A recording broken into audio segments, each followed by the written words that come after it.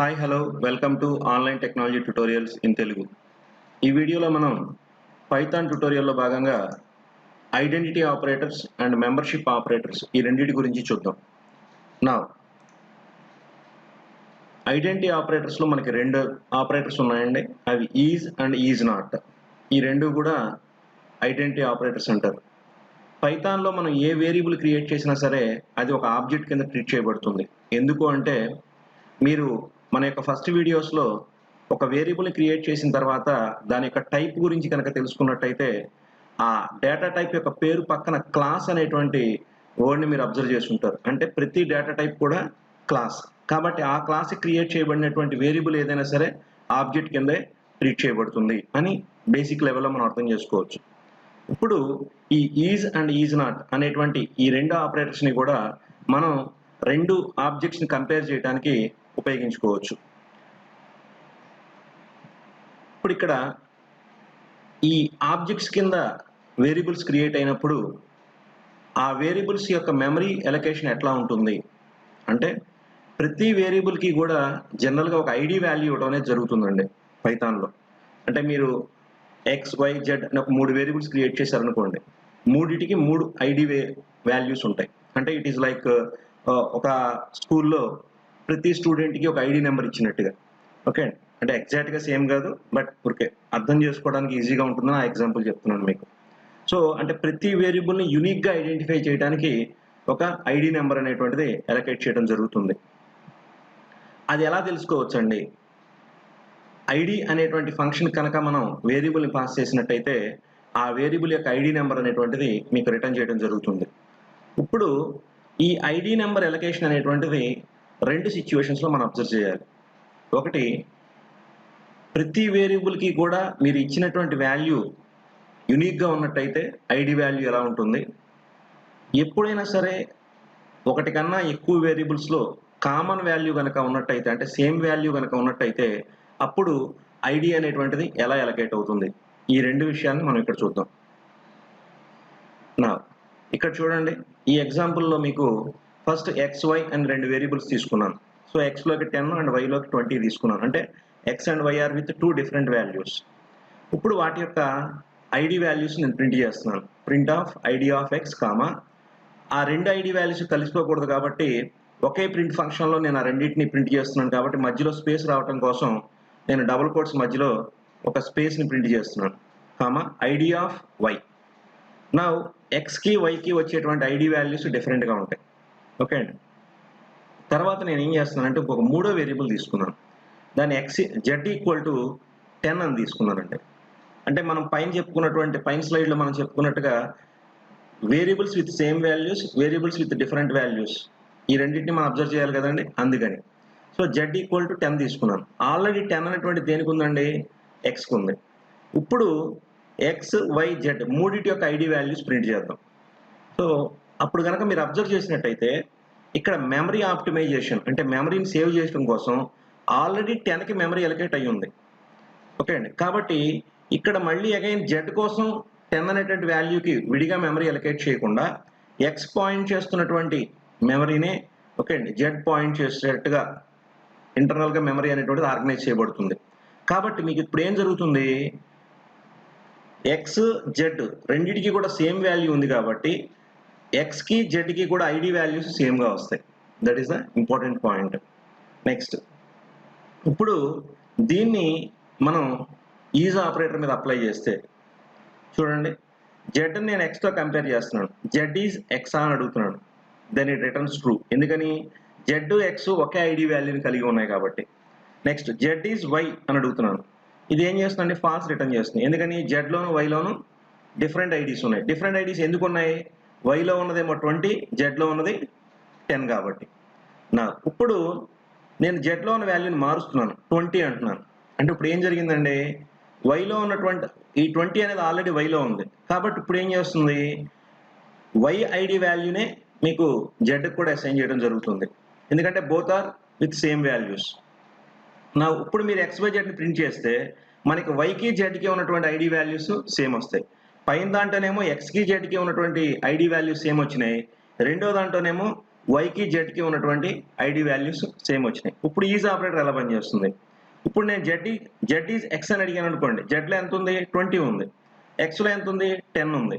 Plus అందువల్ల వాటి యొక్క ఐడి వాల్యూస్ కూడా డిఫరెంట్. కాబట్టి జెడ్ ఈజ్ ఎక్స్ అని అడిగానంటే it returns false. Now Z is Y అని అడిగాను అనుకోండి, దెన్ ఇట్ రిటర్న్స్ ట్రూ. ఎందుకంటే both are pointing to or both are identified with same ID values.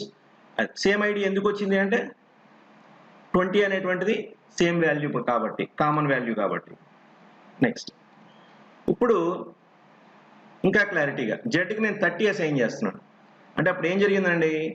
ఎక్స్లో 10, వైలో 20, జెడ్లో 30 అంటే 3 వేరియబుల్స్ విత్ 3 డిఫరెంట్ వాల్యూస్. ఇప్పుడు నేను జెడ్ ఈజ్ ఎక్స్ అని అడిగితే ఫాల్స్ వస్తుంది, అలాగే జెడ్ ఈజ్ వై అంటే ఫాల్స్ వస్తుంది. ఇప్పుడు మూడింటి యొక్క ఐడి వాల్యూస్ ప్రింట్ చేయండి. They prints 3 different ID values అనమాట. ఎందుకంటే మూడింటికి 3 డిఫరెంట్ వాల్యూస్ అనేటువంటివి ఉండటం జరిగింది. మీరు ఇక్కడ ఈ ఎక్స్ అనేటువంటిది నేను న్యూమరిక్ వాల్యూ తీసుకున్నాను, XYZ అనేటువంటివి న్యూమరిక్స్ తీసుకున్నాను. మీరు different data types, suppose XYZ 3 వేరియబుల్స్కి 3 strings తీసుకుని కంపేర్ చేసి చెక్ చేసుకోవచ్చు. Okay, so try the XYZ with different data types like strings, floats అట్లా కూడా మీరు చెక్ చేయండి. ఓకే, డయాగ్రమాటిక్గా చూసినప్పుడు ఇక్కడ చూడండి XYZ. సో జెడ్లో 10 ఉన్నప్పుడు ఎక్స్ పాయింట్ చేస్తున్నటువంటి 10నే జెడ్ కూడా పాయింట్ చేయడం జరుగుతుంది. అట్లాగే జెడ్లో 20 ఉన్నప్పుడు జెడ్ వై రెండు కూడా 20నే పాయింట్ చేయడం జరుగుతుంది. అట్లాగే మూడు డిఫరెంట్ వాల్యూస్ కింద ఉన్నప్పుడు అంటే జెడ్లో 30 ఇచ్చినప్పుడు ఎక్స్ యొక్క మెమరీని, జెడ్ యొక్క మెమరీని, అలాగే వై యొక్క మెమరీని పాయింట్ చేయడం జరుగుతుంది. ఇప్పుడు మనం దీన్ని ప్రోగ్రామాటిక్గా చూద్దాం. Open the command prompt, open Python command interpreter. See, x equal to 10 and y equal to 20. Now print id of x comma certain space print cheyandi, then id of y. See, the id of x is some 205. So ఈ చివరి value check చేయండి 816, వైకి 976. ఇప్పుడు మీరు Z తీసుకోండి, Z equal to 10.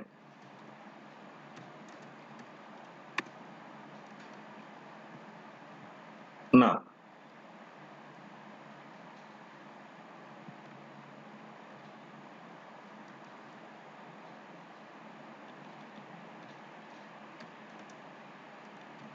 Z యొక్క ID వాల్యూని కూడా మీరు ప్రింట్ చేయాలి. ID of Z.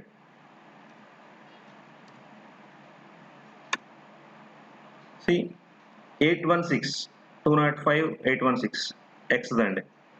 జెడ్ యొక్క ఐడి చూడండి 205, 816. ఎందుకంటే ఎక్స్లోను 10 ఉంది, అలాగే జెడ్ కూడా మనం 10 అసైన్ చేసాం. ఓకే, సో సేమ్ వాల్యూస్ ఉన్నటువంటి వేరియబుల్స్ ఒకే ఐడితో క్రియేట్ చేయబడతాయి. నెక్స్ట్ మీరు ఇంకొక వేరియబుల్ ఏదైనా సపోజ్ ఏ ఈక్వల్ టు 10 అని క్రియేట్ చేశారు అనుకోండి, అప్పుడు కూడా ఎక్స్కి జెడ్కి ఉన్నటువంటి ఐడి వాల్యూనే ఏకి కూడా వస్తుంది. కావాలంటే మీరు చెక్ చేసుకోవచ్చు కూడా. Suppose if I set a equal to 10,